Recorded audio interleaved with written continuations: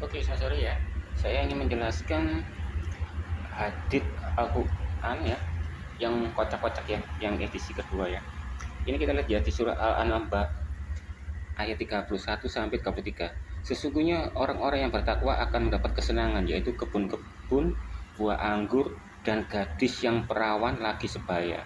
Ya, aku dengarnya nih yang kata sebaya ini adalah kata yang sudah dirubah ya.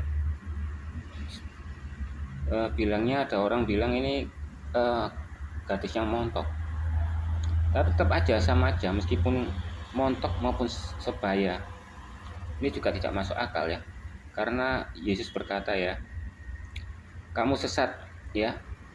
Karena di surga tidak dikawinkan ya, hidup kudus seperti malaikat yang di surga, ya kan? Jadi nanti kesibukan orang Islam ya ketika masuk ke surga ya ini memecahkan perawan. Yang mengatakan bidadari itu adalah yang akan selalu perawan ya. Dan di Ibnu Abbas ini Mujahidid ya, Ibnu Katsir 7:241 ya, juga menegaskan ya, buah dada bidadari tersebut kencang dan tidak terkulai jatuh ya, montok berarti ini ya. Dan di surat Al-Waqiah ya 35 sampai 37 ya, sesungguhnya kami menciptakan mereka wanita surga dengan langsung ya, dan kami jadikan mereka gadis-gadis perawan yang penuh cinta lagi sebaya umurnya. Jadi bidadari ini bukan wanita yang di dunia yang naik ke surga ya, enggak ya. Bidadari adalah ciptaan baru ya, untuk spesialis ya. Nah, jadi Hajar Aswad itu ya, bagiku itu seperti brosur yang Allah berikan untuk dipersiapkan untuk bidadari ya. Jadi kalau Anda melihat Hajar Aswad ya, zaman dulu itu dijilat ya. Kalau Anda bisa melihat bagian aluminiumnya itu sama seperti vagina. Kita lihat ya, Hajar Aswad ya. Nih,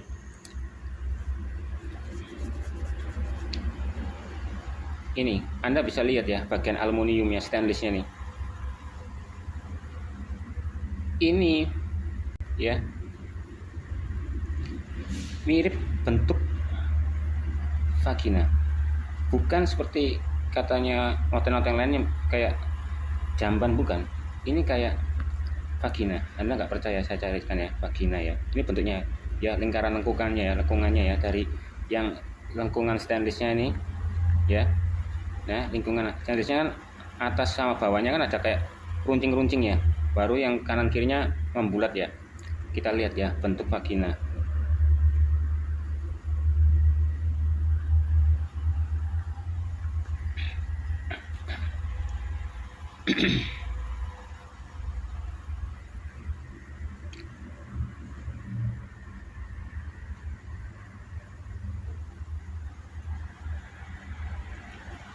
Yang bagian rotis ya, kalau dijadikan bentuk.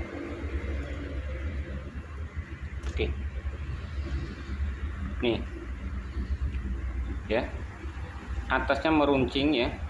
Yang runcing sekali ini jangan dianggap ya, jadi kita ambil yang bagian titik ini ya, runcing kanannya membulat ya, proses kan. Nah itu tadi tuh, mirip kan. Nah, zaman pagan dulu itu dijilat. Kalau yang cowok diusapkan ke alat kelaminnya buat bertambah subur. Karena Hajar Aswad ini ya, saya pernah membaca di sejarahnya ya, itu Hajar Aswad itu batunya itu waktu batu dasar ya, dibuat tempat waktu Hagar dan Nabi Ibrahim itu lagi ngesek ya. Nah karena Hagar punya anak banyak, akhirnya batu itu diambil ya, dijadikan dewi sesembahan ya, dewi kesuburan. Itu asal mulanya ya. Dan juga ada sejarah mengatakan waktu Hagar diusir ya sama Sarah, sama istri resminya ya, Jadi Hagar itu bukan dinikahi ya, cuma dikasihkan ke Ibrahim ya untuk dikawin. Apakah benar bisa menghasilkan anak? Ternyata menghasilkan anak. Ternyata yang mandul itu adalah Sarahnya itu, ya kan?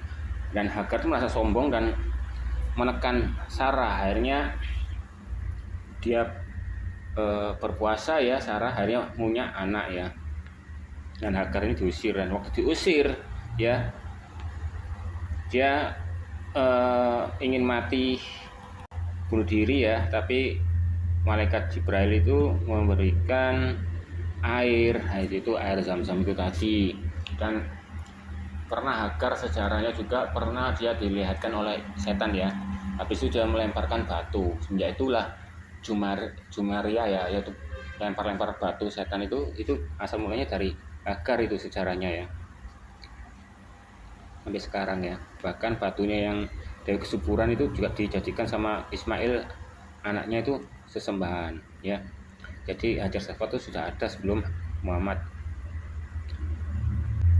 Oke, di surah Nabawiyah ya, Ibnu Hisam ya, jilid 2 halaman 43 ya sampai 44 itu mengatakan ya, Muhammad itu dikepung oleh orang Quraisy ya, tapi dia nggak meminta pertolongan kepada Allahnya, malah dia bertanya pada umatnya, siapa yang siap mengorbankan nyawa untukku? Kan konyol kan. Anda punya bukunya ya, surah Nabawiyah Ibnu Hisam jilid 2 halaman 43 sampai 44, bisa dilihat. Oke, kita lihat dari Ali Imran yang 142 ya. Apakah kamu mengira bahwa kamu akan masuk surga, padahal belum nyata bagi Allah orang-orang yang berjihad di antara kamu? Jadi kalau Anda mengira bahwa masuk surga itu salah ya. Kamu harus berjihad dulu ya, baru kamu masuk surga. Oke, kita dilihat Ar-Musalat ya, Qurannya 39 yang mengatakannya, Allah berkata ya, jika kamu punya tipu daya, maka lakukanlah tipu daya itu terhadapku ya. Adaku besar ya. Berarti manusia disuruh menipu ya. Kalau bisa, kalau ada orang penipu yang terbaik, Allah tantang siapa yang paling penipu yang terbaik. Jadi Allah itu maha penipu ya, atau Khairul Makirin. Jadi kalau di web itu ada yang mengatakan imam-imam mempercayai bahwa Asmaul Husna bukan 99 lagi ya, tapi 100 ditambah nama, artinya Khairul Makirin ya, yaitu maha penipu ya. Oke, di Asis Surah ya, Quran 44 ya. Ya, siapa yang dibiarkan sesat oleh Allah ya, tidak ada baginya pelindung bagi setelah itu. Jadi takdir itu ya, itu semua Allah yang melakukan. Dari penyesatan itu Allah semua yang melakukan ya. Jadi tugasnya iblis sama setan kurang tahu ya, mungkin nganggur ya, karena Allah sendiri ya penyesatnya itu sendiri. Jadi Allah itu juga termasuk maha penyesat ya. Padahal Yesus mengatakan kamu sesat karena bapamu adalah iblis. Pada dahulunya dia adalah penyesat dan penipu ya. Oke, di surat Al-Qalam yang 42 ya, Allah mengatakan ya, pada hari ketika betis disingkapkan dan mereka disuruh untuk bersujud, maka mereka tak mampu. Ini nggak perlu pakai tafsir-tafsiran atau apa, ini sudah jelas perkataan ini ya. Pada saat ya hari ya betis disingkapkan, berarti Allah ini punya pakai rok dan dia punya betis ya. Ketika mereka disuruh bersujud, maka tidak mampu, tidak kuasa melihat kemulusan betisnya Dewi Bulan ini, karena Allah itu Al itu ilah ya.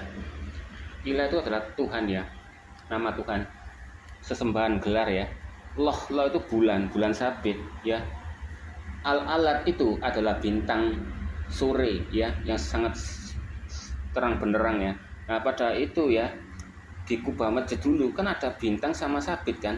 Semenjak ketahuan itu ayatnya akhirnya disingkirkan ya. Oke, kita ke Abu Daud ya, hadits 3583. Ini mengatakan ya, suatu ketika Nabi Shallallahu Alaihi Wasallam ya masuk menemui ya kami, yaitu istrinya ya, sementara laki-laki banci itu ya bersama istri beliau. Jadi banci-banci itu ada di dalam rumahnya Muhammad ya, dan istrinya suka bergaul dengan banci-banci. Jadi pencetus pertama LGBT itu bukan zaman sekarang ya, bukan di zaman barat dulu yang gereja-gereja yang boleh diperbolehkan oleh paus itu kalau boleh memberkati orang LGBT ya. Itu sudah ada zaman Muhammad dulu ya. Oke, kita ke Abu Daud ya, 448 ya.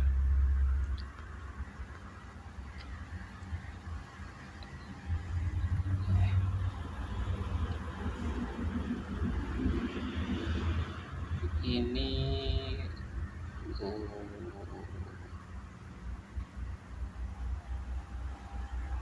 ini ya, mengatakan Bilal itu adzan ya sebelum terbit fajar, maka Nabi sallallahu alaihi wasallam memberitakan untuk kembali dan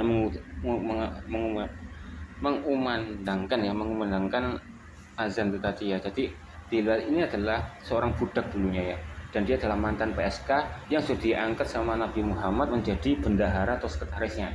Jika Yesus itu punya bendahara laki-laki yang normal ya, laki-laki yang biasa, tapi cumanya dia itu suka korupsi ya dan pengkhianat aja, itu masih mending lah daripada Bilal ya, mantan PSK ya, juga budak ya, diperjualbelikan terus diangkat sama Muhammad jadi sekretaris bendaharanya ya.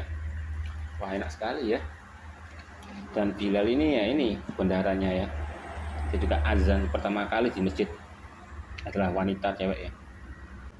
Oke ya, kita ke Ibnu Majah ya, 304 ya.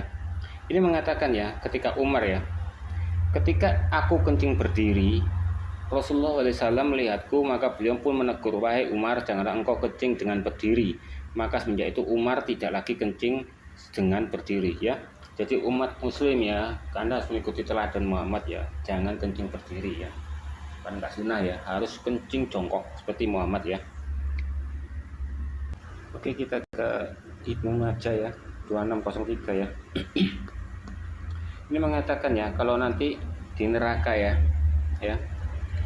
atau di kiamat ya, jadi Allah akan merugikan di hari kiamat kelak sebagaimana dia ketika di dunianya menjadi bencong ya, yang telanjang tidak dapat menutupi diri dari manusia ya. Meski dengan bulu mata pun setiap kali dia bangun dia akan terbanting. Karena zaman dulu itu ya mengatakan ya, terlalu banyaknya bencong-bencong dan kaum LGBT dan orang homo di zamannya Muhammad, makanya keluarlah surat-surat kayak begini nih ya. Jadi pencetus pertama itu bukan zaman sekarang, sudah ada zaman Muhammad dulu ya, asal mulanya itu ya. Oke, kita lihat di hadits Bukhari ya, 356 ya.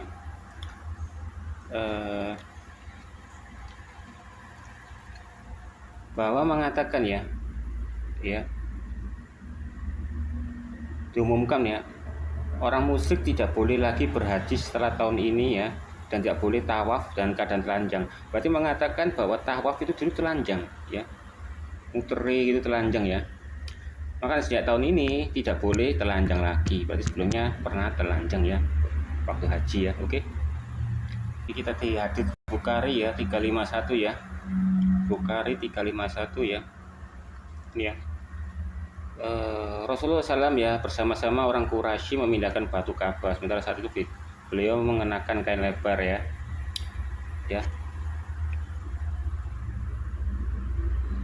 Dan waktu itu beliau ya terlepas dan di pakaian di pundaknya ya, tiba-tiba beliau terjatuh dan pingsan ya. Sejak itu peristiwa itu tidak pernah Nabi SAW terlihat telanjang. Jadi sebelumnya Rasulullah itu pernah telanjang ya. Gara-gara terjatuh dan pingsan itu Rasulullah tidak mau telanjang lagi. Lucu. Kita ke hadits Ahmad ya, 22684 ya.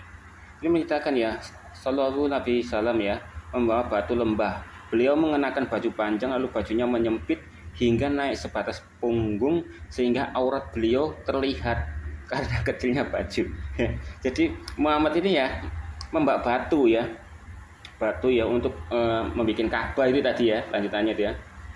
Terus bajunya terlalu kecil, keangkat lah ya, dasternya itu sebatas punggung sehingga kelihatan terongnya Muhammad. Ya, lihat sendiri ya. Langsung ada orang-orang yang melihatnya ya, Muhammad, tutupi auratmu. Setelah itu beliau tidak terlihat telanjang lagi. Konyol.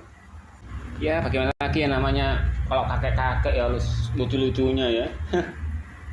Kalau kakek kan masih lucu-lucunya, kembali seperti bayi ya, makanya jadi lagi lucu-lucunya lah. Oke, kita lihat di hadits Ahmad ya, 26216 ya. Ini ya, ketika Allah menciptakan Adam ya, Allah memukul bahu yang sebelah kanan, maka keluarlah keturunan berkulit putih seperti molekul-molekul, dan memukul bahu sebagian kiri, kemudian keluarlah turunan berkulit hitam ya, seperti arang. Nah, ini kenapa? Allah ini rasis sekali ya. Dia mengatakan kalau setan itu selalu menggunakan tangan kirinya untuk makan, untuk apa ya. Dan seorang yang benar itu harus menggunakan tangan kanannya ya, makan tangan kanan. Dan juga mengatakan kalau kanan itu hal yang baik. Contoh ya, Allah itu mengatakan di surat, dia itu mengatakan dia punya dua tangan ya, tapi kanan semua, dan dua kaki tapi kanan semua ya. Nah, jadi apa namanya, Muhammad itu punya pikiran sebelah kanan itu adalah hal yang baik, makanya digambarkan Allah itu serupa seperti itu. Nah, ini rasis sekali. Kenapa kok tangan kanan ditepuk bahu kanan keluar kulit putih, yang dipukul sebelah bahu kiri keluar kulit hitam? Ini berarti kan rasis ya. Dan juga mengatakan itu kalau anjing hitam itu juga iblis ya. Dan mengatakan juga kalau matahari itu ya tenggelam di lumpur ya, dan di situ terdapat banyak orang ateis ya. Pokoknya Allahnya adalah rasis lah ya, rasis. Dan juga merendahkan wanita ya, yang bilang wanita itu otaknya separuh dan susah masuk ke surga, dan juga mengatakan wanita itu lebih masuk neraka dan jadi bahan bakarnya neraka dan sebagainya. Oke, kita ke hadits Muslim ya, 50:31. Dia mengatakan sesungguhnya singgasana singgasana iblis ya, berada di atas laut ya, yang mengirimkan bala tentaranya. Nah, di hadis berikutnya Muhammad menghilang kalau Allah itu arsinya atau singgasananya di atas laut. Apakah Muhammad itu lupa apa baik kok? Enggak, orang tahu ya. Jadi masa tetanggaan iblis sama Allah ya, singgasananya. Bisa-bisa main catur bareng mungkin. Oke, kita ke Ibnu Majah ya, 303 ya. Ini mengatakan ya, Rasulullah SAW barang siapa yang menceritakan kepadamu bahwa Rasulullah SAW kencing dengan berdiri, maka jangan engkau membenarkannya atau mempercayainya istilahnya. Karena aku melihat beliau kencing dengan duduk. Jadi Muhammad itu kencing sambil pipis seperti perempuan gitu ya. Makanya di Umar itu juga dilarang kencing berdiri. Yang sebenarnya saya di awal di video ini kan saya ceritakan kan ayatnya, dalilnya saya buktikan. Oke, kita ke ini ya, Abu Daud ya, 495 ya. Ini mengatakan ya, saya mengimami ya sholat ya, mereka dengan memakai pakaian tambalan yang sobek, sehingga waktu dia sujud ya pantatnya terlihat dan sobekannya itu terbuka dan terlihat ya. Ini sangat imam memalukan ya. Ini nggak tahu nih, ini hadits apa diare. Oke, kita ke hadits Ahmad ya, 16245 ya. Ini mengatakan ya bahwa Rasulullah SAW ya menghisap lidah atau mulut Al Hasan bin Ali ya. Ini cucunya Muhammad, ini cucunya Muhammad cowok ya. Itu dicumbu ya, dicium, dihisap lidahnya ya atau mulutnya. Ini seperti dilakukan oleh terhadap Aisyah pada waktu Muhammad itu puasa ya. Dia malah bercumbu dengan Aisyah, menggunakan lidahnya dihisap gitu ya. Luar biasa, di French kiss ya istilahnya. Dan juga ada ayat-ayat mengatakan Muhammad tuh pernah menggauli Aisyah pada waktu haid ya, dan dia juga tidak wudu ya, pernah juga pernah ada hadis mengatakan waktu Aisyah mengatakan Muhammad ini sholat ya menghadap ke Aisyah waktu keadaan tiduran ya. Dan pernah juga Muhammad tuh membacakan Al-Quran ya di selangkangannya Aisyah ya. Anda bisa cari sendiri situ ya, pokoknya banyak lah, luar biasa. Hadits Bukhari ya, 654 ya, 654 ya. ini ya, kami tidak membenarkan sholat bermakmum di belakang seorang banci ya, kecuali dengan keadaan sangat terpaksa. Berarti menandakan ini pernah ada makmum ya mengimami sholat ya, orang banci ya. Tapi anehnya ya, tetap kecuali ada keadaan sangat terpaksa, berarti diperbolehkan dan pernah terjadi dan diperbolehkan kalau keadaan itu terpaksa ya. Jadi banci di zaman Muhammad itu luar biasa banyak, dan orang homo sana itu LGBT juga banyak di sana. Jadi bukan zaman sekarang ya, bukan gajah-gajah palsu yang di barat-barat itu yang menganu LGBT, sudah ada sama. Jadi menuju akhir zaman itu kembali ke jahiliyah yang dulu ya, yang rusak itu kan terjadi di saat ini lagi. Dan maka mengatakan juga ya, kenapa di Ponpes itu orang yang mencabuli santri-santrinya itu dibebaskan, karena di ayat Al-Quran juga mengatakan ya, jika kamu ya ingin menghendaki, gaulilah wanita yang kamu ingini, satu atau dua, ada di hadisnya itu ya. Dan juga ayat-ayat Al-Quran, jika istrimu ya atau anakmu nggak nurut, kamu boleh kamu pukul ya, tapi jangan mukul di luar, tapi di dalam rumah itu. Jadi kan kalau seorang istri dipukul itu jangan lapor kepada polisi, karena di ayat Al-Quran mengatakan itu. Bukankah Indonesia adalah negara Islam kan? Jadi bebas lah. Dan seorang pedofil itu tidak salah ustadz itu, karena dia mengikuti sunnah Nabi ya, diperbolehkan mengambil bocil-bocil ya. Oke, kita ke Abu Daud ya, 4281 ya. Saya carikan yang ayat yang tepat ya.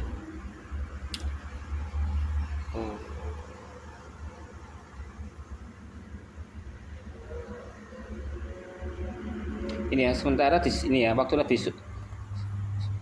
Muhammad ya pernah masuk menemui seorang dari Ummu ya. Ya, sementara di sisi ada banci ya, mengatakan Abdullah saudara Ummu Salamah itu ya. Ya, memang Ummu ini juga orang banci ya. Bahkan dia berdalil ya, dia punya penyakit di bagian pantat yang bisa disembuhkan dengan diolesi sperma. Itu alasan doang biar ditusbol ya, alasan doang. Jadi kenapa kamu jadi banci? Aku punya penyakit bagian anus dan itu bisa diolesin dengan tenang dan diobati jika diolesi sperma, tapi spermanya harus yang baru ya, berarti diminta disogro.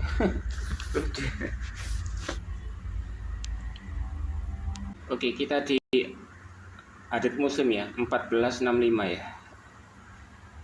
Ini setelah Muhammad berkhotbah ya, dia menyuruh semua kaum ya, terutama kaum wanita ya, untuk sedekah, bersedekah ya, sehingga Bilal membentangkan kainnya ya. Bilal kan bendaharanya, sekretarisnya Muhammad ya. Akhirnya kaum wanita pun meletakkan cincin dan kalung-kalung mereka di atas hamparan kain Bilal. Jadi waktu dulu Muhammad khotbah itu mengadakan kolektor. Jadi orang Muslim bilang, orang Nasrani kolektor, orang Kristen kolektor, padahal dulu pencetusnya Muhammad sendiri ini, kolektor ini ya. Jangan minta yang mewah ya, yang cincin kalung ya, gak luar biasa. Oke, kita ini ya, Tirmizi ya, 1073, Tirmizi 1073. Ini mengatakannya Aisyah ya, bertanya kepada Nabi, bukan Aisyah nih, siapa nih? Aisyah nggak salah, soalnya ada hadits yang berikutnya ada lagi yuk. Mengatakan pada Nabi SAW ya, apa betul bisa membebaskanku dari kewajiban karena persusuan? Ini persusuan bukan persusuan terhadap anak-anaknya, bukan. Ini persusuan ini terhadap orang yang bukan serahim ya. Maka kata-kata persusuan itu ya terjadi itu bukan serahim ya. Diharamkan kalau serahim ya. Persusuan ini untuk orang-orang dewasa ya. Dan ini mau tanya Aisyah ini, bagaimana caranya aku bisa bebas dari persusuan? Mungkin dia merasa jijik gitu loh. Oh, bukan suamiku tak susui, pamanku tak susui ya. Dia minta bebas. Tapi malah anehnya Muhammad malah berkata, budak laki-laki dan budak wanita lah gua play kan.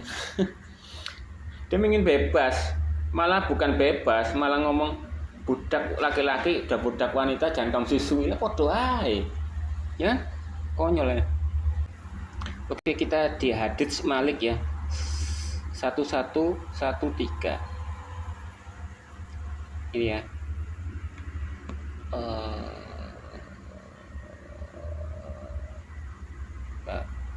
Iya, Rasulullah SAW bersabda ya, susuilah dia sebanyak 5 kali susuan, sehingga dengan itu dia menjadi anak dari jalan persusuan ya. Aisyah ya melakukannya terhadap orang-orang yang ingin bertemu dengannya. Jadi dia menuruti perintah Muhammad ya.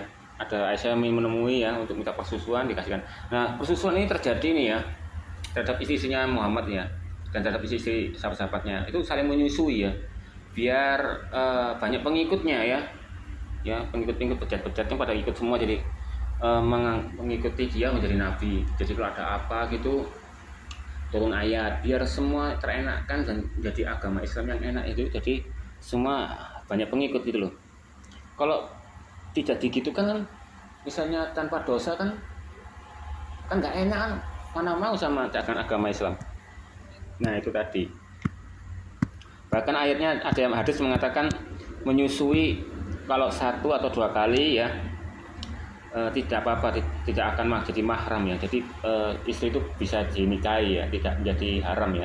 Kalau hanya 1 kali atau 2 kali sedotan ya, 1 atau 2 kali sedotan kenyot. Oke, ini di hadits Malik ya 1104 yang mengatakan ya, persusuan anak di bawah umur 2 tahun ya menjadi sebab haram ya, meskipun hanya satu kenyotan ya. Jadi ini saya bilang tadi kan, persusuan itu bukan untuk antara anak kandung ya, bukan ya. Ini persusuan untuk orang-orang yang selain dari serahim ya.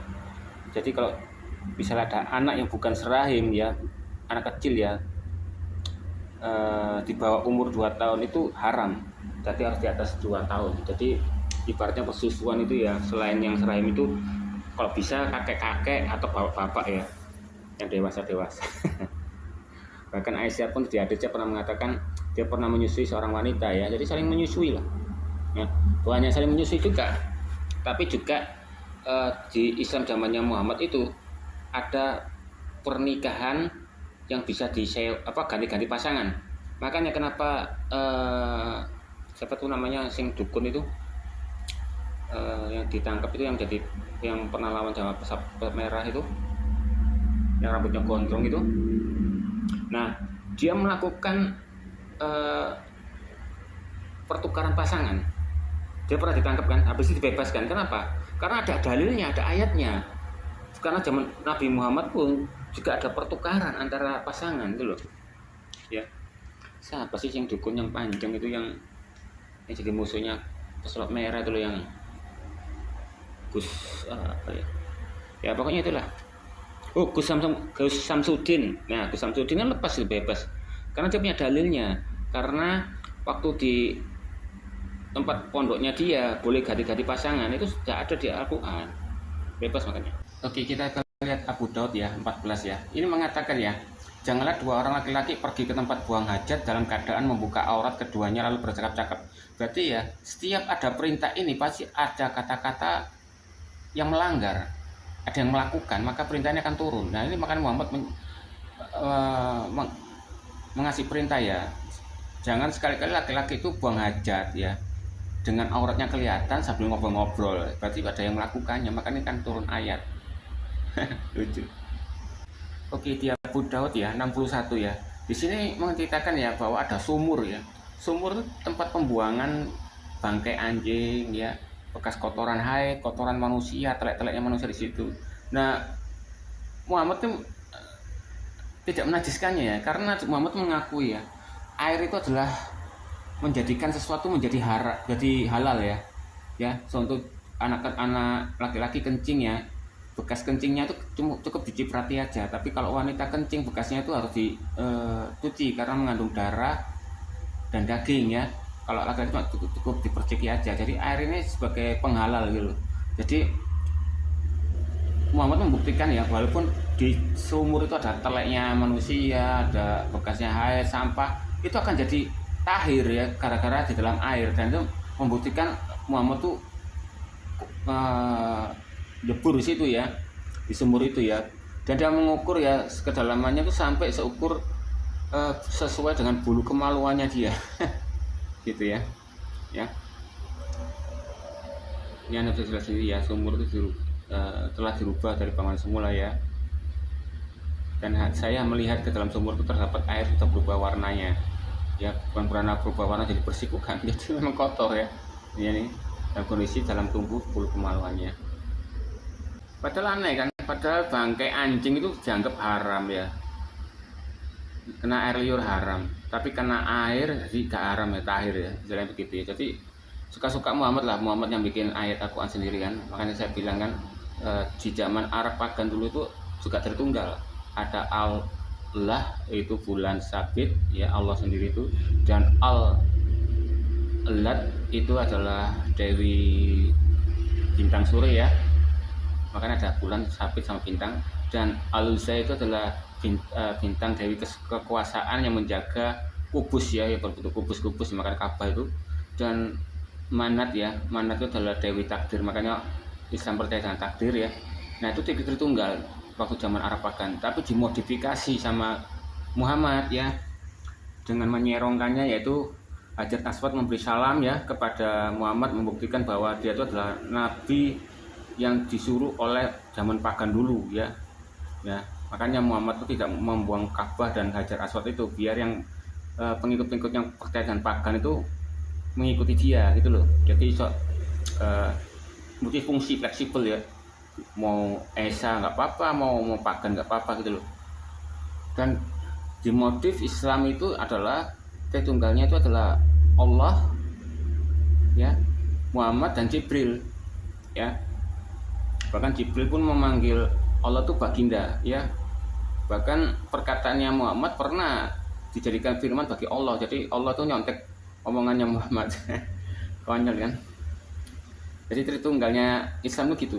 Makanya di setiap ayat ada kata-kata kami menurunkan firman ya. Itu adalah Muhammad, Jibril, dan Allah itu sendiri. Beda dengan Alkitab kan aku ya aku, berarti Yahweh itu sendiri kan. Dan ini juga ya di Abu Daud 495 yang mengatakan ya, bahwa seorang imam nih ya, maka saya pun menjadi imam mereka dengan memakai kain yang kecil berwarna kuning, sehingga kalau sujud terbuka auratnya kelihatan ya. Lalu seorang wanita di antara mereka berkata, tutupilah dari kami aurat ya, ahli Al-Quran yang jadi imam ya. Berarti zaman dulu tuh seorang imam tuh menggunakan kain kecil ya yang berwarna kuning ya, sehingga setiap sujud mesti kelihatan auratnya. Dan yang perempuan-perempuan melihatnya.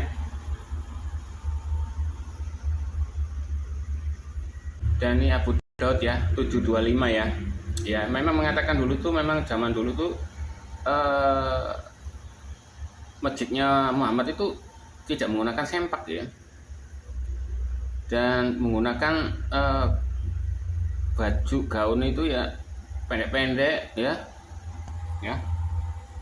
Jadi ketika bersujud semua laki itu kelihatan auratnya, sehingga wanita itu bisa kelihatan auratnya ya. Makanya di ini Abu Daud 725 mengatakan ya, barang siapa dari kalian para wanita beriman ya kepada Allah di akhir ya, janganlah mengangkat kepala terlebih dahulu sehingga kaum laki-laki mengangkat kepala mereka, karena dikhawatirkan mereka melihat aurat kaum laki-laki ya.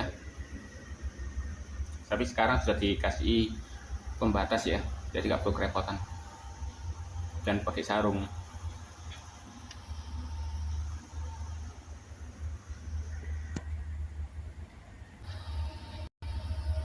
Oke, ini ya ke Abu Daud 3181 ya. Ini menceritakan aku duduk di antara beberapa orang lemah dari kalangan orang-orang muhajirin ya, yang sebagian mereka menutupi sebagian auratnya, jadi sebagian aja ya menutupi auratnya ya.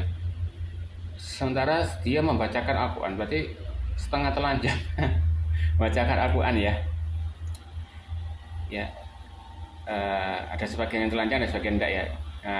Dia tuh pintar baca Al-Quran ya. Dan Muhammad berkata, bergembira wahai orang-orang fakir muhajirin dengan mendapat cahaya sempurna pada hari kiamat, kalian akan masuk surga setengah hari sebelum orang-orang kaya. Wih, dan setengah hari itu adalah 500.000 tahun. Wih, gila lama sekali.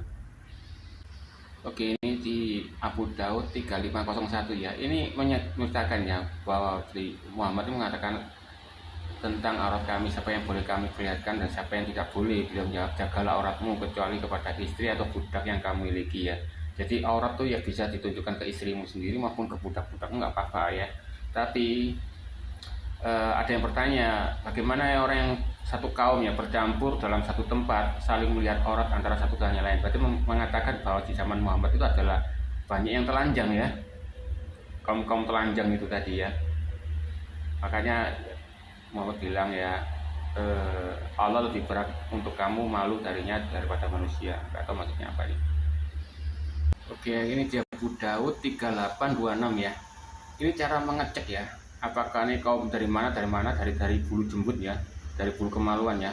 Ya, aku termasuk salah satu dari tawanan Bani Quraisyah. Mereka mengamati siapa yang telah tumbuh bulu kemaluannya maka akan dibunuh, dan siapa yang belum tumbuh bulu kemaluannya maka tidak akan dibunuh. Sementara aku termasuk yang bulunya kemaluannya belum tumbuh, maka bebas. Yang bulu jembutnya yang tumbuh akan dibunuh dan jadi sebagai tawanan ya.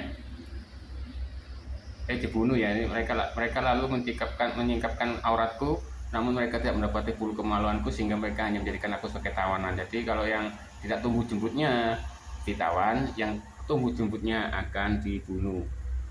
Oke, kita di Ahmad 19840 ya. Ini sama ya ceritanya, menyambung ke kiamat bahwa kelak nanti pada waktu kiamat manusia akan telanjang dan menjadi kulup. Jadi percuma sia-sia orang-orang itu ya kalau sunat ya, karena pada hari kiamat dikumpulkan itu akan menjadi telanjang dan menjadi kulup. Dan ini diceritakan juga ya di kiamat kelak nanti ya. Nanti akan disediakan cuma 3 hal ya: secarik kain yang digunakan untuk menutupi auratnya, dan secuil makanan untuk menghilangkan rasa lapar, dan sebongkah batu untuk dimasukkan untuk menghindari panas dan dingin. Oke, ini di Adit Ahmad 22678 ya. Ini mengatakan ya, Nabi SAW ya, Muhammad ya, ikut turut memindahkan batu ya untuk menuju Ka'bah ya.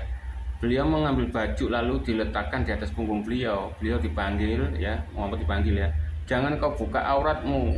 Lalu beliau membuang batu dan mengenakan pakaiannya. Berarti Muhammad itu tobat ya, sudah ngomong sama umat-umatnya, sama orang-orang di sana ya, jangan kamu perlihatkan auratmu ya, pakailah baju. Akhirnya Muhammad pakai buang batu dan mengenakan pakaian ya, luar biasa.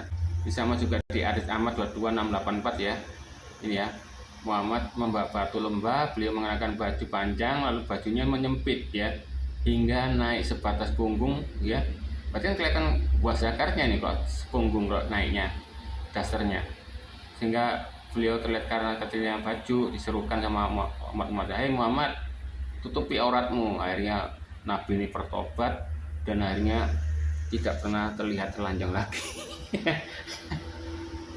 Ini ya Hadits Ahmad 25711 yang memperkuatkan ayat yang kapanannya seorang wanita harus menundukkan kepalanya sebelum laki itu selesai sujud ya, biar kelihatan auratnya. Ini membuktikan ya, nih ya. Maka janganlah mengangkat kepala, sehingga kami mengangkat kepala kami, beliau ucapkan itu karena khawatir kaum wanita melihat auratnya laki-laki, disebabkan sarung mereka sangat kecil, mini ya, nggak tahu sengaja di mini ini ya mungkin ya, biar yang cewek yang di belakang itu ngeliatin auratnya muslimin yang di depan itu gede banget gitu. Ini juga sama ya, Ahmad 25712 yang mengatakan ya, yang demikian karena sarung mereka sangat pendek ya, sehingga dikhawatirkan aurat mereka akan tersingkap ya sewaktu sujud. Gila, memang zaman Muhammad dulu dilarang memakai sempak ya, jadi telanjang ya. Mas mending Yesus ya waktu disalib pakai sempak. Ini sholat gak pakai sempak ya, sarungnya mini juga biar sujud gitu kelihatan zakarnya mana yang paling besar, aku tergoda gitu. Oke, ini ya Bukhari 3363. Muhammad ini juga nyontek ya, di hukum Taurat mengatakan kalau orang zina itu dihukum rajam. Jadi Muhammad mempraktekkan akhirnya dihukum rajam. Beda dengan Yesus ya.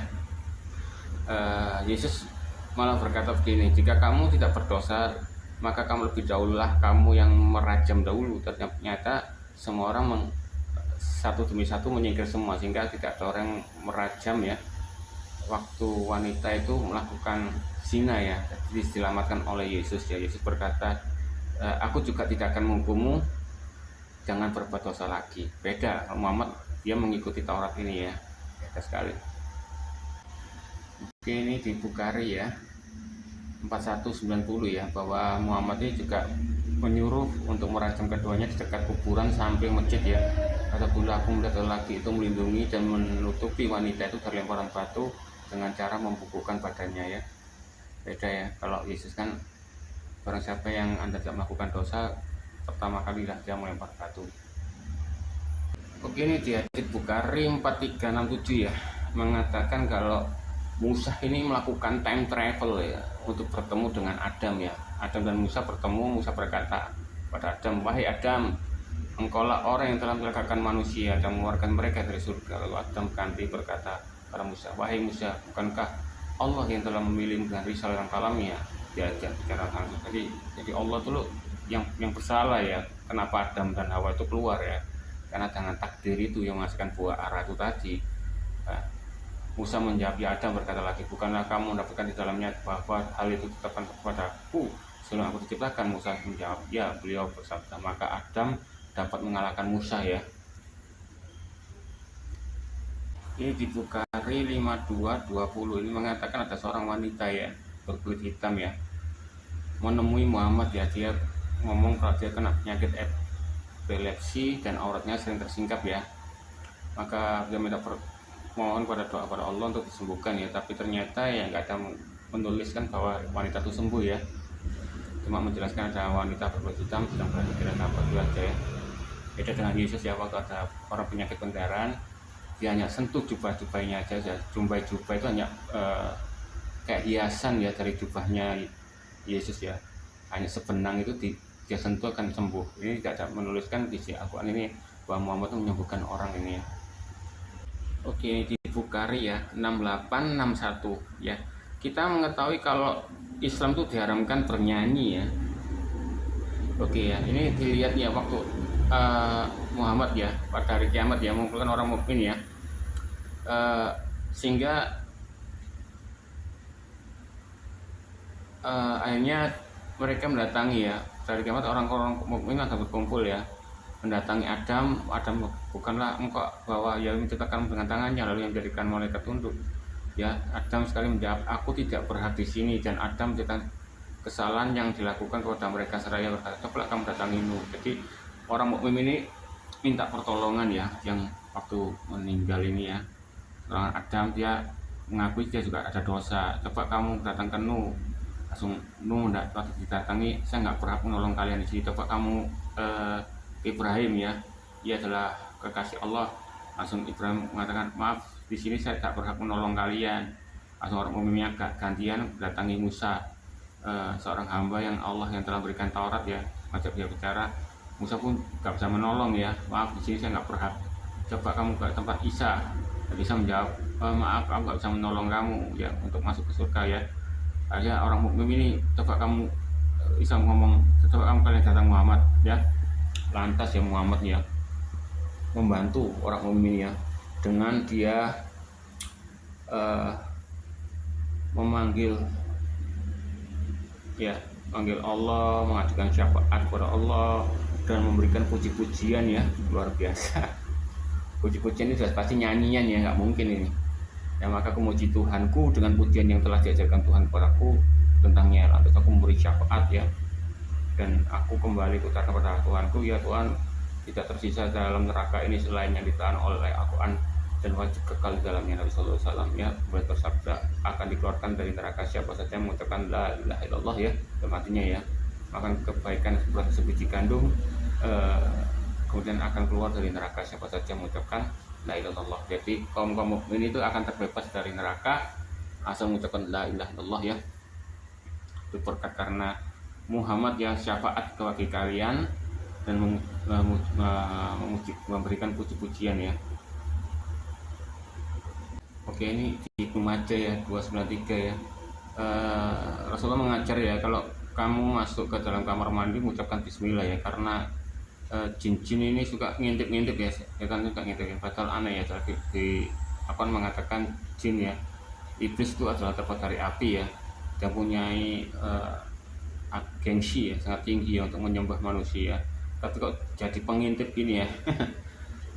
Aneh, nggak masuk akal ya. Di Ibnu Majah 653 ya, ini bersabda ya, janganlah seorang wanita melihat auratnya kepada wanita lain, dan segitu baliknya laki-laki jangan melihat auratnya kepada laki-laki lain. Jadi kalau Anda mandi bersama dengan wanita-wanita lain itu juga nggak boleh ya, maupun laki-laki itu haram ya. Oke ya, ini ada Ibnu Majah 2545 ya, ini mengatakan ya, ada seorang wanita yang menemui Rasulullah ya, Nabi Muhammad ya, dia mengaku bahwa dia itu berzina. Malah Mama Muhammad ini di mempererat bajunya ya, agar tak singkap uratnya, lalu dirajam. Bukankah orang kalau semakin mengakui dosanya ya pada nabinya, pas tidaknya diampuni kek, atau katanya mau apa nggak bisa mensyafaati orang, bisa masuk surga. Masa untuk mensyafaati orang yang mengaku dosanya kok malah dirajam, gimana? Oke, ini Ibnu Majah 3861 ya. Ini Muhammad berdoa ya, setiap pagi dan sore ya. Ya Allah, sesungguhnya aku minta padamu ampunan, keselamatan dunia dan akhirat. Bagus. Ya Allah, sesungguhnya aku minta padamu ampunan dan keselamatan dalam menjalankan duniaku, keluargaku dan hartaku. Ya oke. Ya Allah, tutupilah auratku. Maksudnya gimana? Allah tuh menutupi buah zakarnya Muhammad, dan amankan apa yang menjadi pemeliharaanku, lindungilah kami dari bahaya yang datang dari hadapanku. Jadi buah zakarnya Muhammad adalah aset ya, jangan sampai terluka atau bagaimana ya. Ini di hadis Muslim 513 ya, mengatakan ya, dahulu orang Bani Israel itu mandi telanjang ya, bareng-bareng ya. Ini fitnah ini ya. Dahulu Musa alaihissalam mandi sendirian karena Muhammad nih fitnah ya, bahwa buah zakarnya tuh kena penyakit hernia ya. Bahkan sempat juga ya batu itu ya mencuri pakaian Musa ya, sehingga Musa itu ngejar-ngejar batu itu, batunya lari ya. Memang hanya Islam aja yang mengatakan batu itu hidup, pohon itu bisa ngomong, matahari bisa tunduk ya, dan bulan bisa tunduk ya, bahkan semua benda-benda mati bisa ngomong. Ini menunjukkan bahwa dia itu, Islam ini percaya dengan dewa-dewa ya, kecuali Kristen nggak percaya kan hal itu, karena itu benda mati ya. Bahkan batu ini ya sampai dipukuli Muhammad, bayang, luar biasa. Oke ya, ini di hadits Muslim ya 3916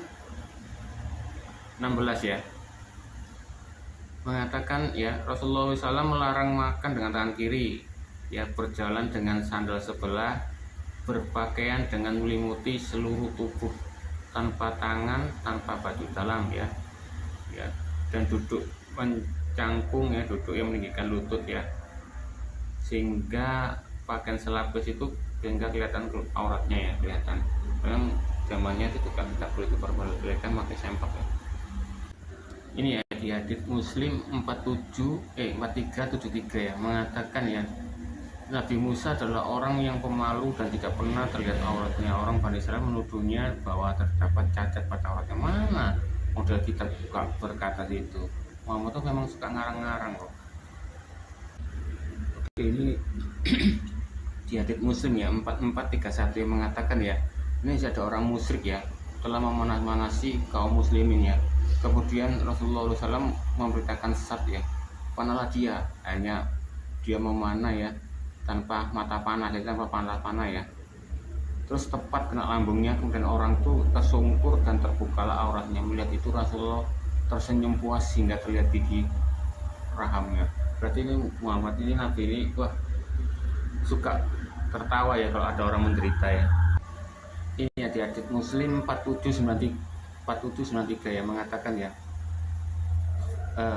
Adam dan Hawa ini saling bertemu ya, nggak tahu bertemu di surga atau bagaimana, tidak diceritakan di sini ya. Bahkan ketemu gitulah, kayak time travel ya. Ada menjawab, Musa, Allah telah memilih kamu dengan kalamnya dan menulis Taurat untukmu dengan tangannya. Apa kamu mencela atas perkaraku ya? Luar biasa ya. Ini dia Tirmizi ya 1093 ya, mengatakan wanita itu adalah aurat. Jika dia keluar, setan akan memperindah di mata laki-laki. Jadi wanita itu akan kelihatan seksi itu berkat dari setan ya. Oke, ini di Tirmizi 2631 ya, mengatakan ya, jika kamu bertamu kamu lihat itu, kamu nggak sengaja melihat aurat pemilik rumah, nah sehingga kelihatan auratnya itu ya, pemilik rumahnya itu, kamu boleh mencolok matanya orang itu ya. Tapi jika kalau kamu melewati rumah dan tidak ada tabir penutup sehingga kelihatan aurat pemilik rumahnya, penghuni rumahnya, kamu bebas dari kesalahan. Tapi kalau jika orang itu di dalam rumah atau bertamu, kamu nggak sengaja melihat aurat pemilik rumah, kamu diperbolehkan pemilik rumah itu untuk mencolok mata tamumu itu ya.